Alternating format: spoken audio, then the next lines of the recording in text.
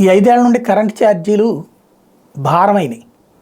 ఇప్పుడు ఈ 2 నెలల నుంచి బిల్లులు తక్కువ వస్తున్నాయి. కొంత ప్రత్యక్షంగా ప్రతి ఒక్కళ్ళ బిల్లు ఉన్నటువంటి వాళ్ళకి తెలుసు.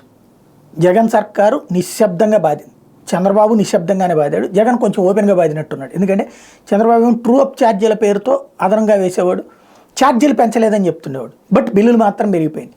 ఈయన అంతకంటే దారుణంగా పెంచాడు, అందులో మొహమాటం ఏం లేదు, ఎవరి దాళ్ళదే చెప్పుకోవాలి. ఈయన అంతకంటే దారుణంగా పెంచాడు, భారీగా బిల్లులు అందరికీ అచ్చమైన పచ్చి భాషలో చెప్పాలంటే, నాటు భాషలో చెప్పాలంటే వాచిపోయినాయి. ఇప్పుడు ఆ కరెంటు బిల్లులు కొంచెం తక్కువ వస్తున్నాయి ఈ 2 నెలల నుంచి. ఇప్పుడు చూస్తే కరెంటు ఛార్జీలు పెంచబోము అన్నటువంటిది రాష్ట్ర ప్రభుత్వం చెప్పాలనుకుంది. తాజాగా ఎన్నికల రెగ్యులేటరీ విద్యుత్ రెగ్యులేటరీ కమిషన్ టారిఫ్ ఆర్డర్ను విడుదల చేసింది. దాని ప్రకారం 30 యూనిట్ల లోపు అయితే ₹1.90 కరెంట్ అట.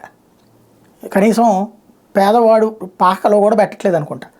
31 నుంచి 75 యూనిట్లు అయితే ₹3, 76 నుంచి 125 యూనిట్లు అయితే 4.5, 125 నుంచి 225 యూనిట్లు అయితే ₹6, 226 నుంచి 400 అయితే ₹8.75, 400కి పైన ₹9.75.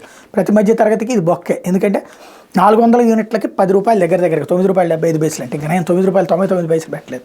అంటే ₹10 యూనిట్, 400 యూనిట్లు. మధ్య తరగతి ప్రతి ఒక్కళ్ళు 400 యూనిట్లకి తక్కువ వాడే మధ్య తరగతి ఎవరూ లేరు. దిగువ మధ్య తరగతి వాళ్ళు మాత్రమే ఈ కేటగిరీ 226 నుంచి 400 వస్తుంది. వాళ్ళకి కూడా ₹8.75 తక్కువేం కాదు. కాకపోతే గతపు ఛార్జీనే ఉంచాం అన్నటువంటి భ్రమ కల్పిస్తూ ఈ పెరిగినటువంటి ఛార్జీలు మాత్రం అట్లాగే ఉంటాయి. కాకపోతే అదనపు ఛార్జీలు ఏదైతే ట్రూ అప్ ఛార్జీలు ఇట్లాంటి బిల్లులు తగ్గిస్తారని చూడాలి నెక్స్ట్ మంత్లో.